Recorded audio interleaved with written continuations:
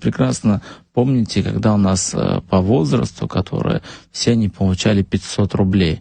Вот. Если там сравнивать даже мы с 19 годом, если вот у нас такие, вот у меня вот перед собой есть такая таблица, вот, ну, как бы информация, которую мы тоже готовили, то если смотреть с 19 года, то у нас получается повышение на 350%.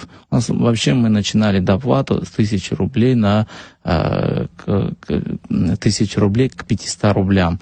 Получается, это в виде доплаты наши граждане получали 1000 рублей. И в общем 1500 мы с этой суммы начинали. Но на сегодняшний день, конечно, это не огромные цифры, но тем не менее, это и все другие категории. Если смотреть по возрасту, на сегодняшний день 5000 рублей. На следующий год мы будем думать и вопросы задают. Но я не могу сказать, по первому кварталу, по первому полугодию мы будем уже определять, смотреть, рассчитывать свои силы, кому мы сможем увеличивать выплаты.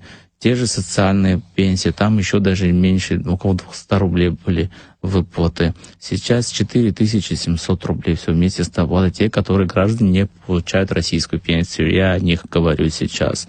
Вот.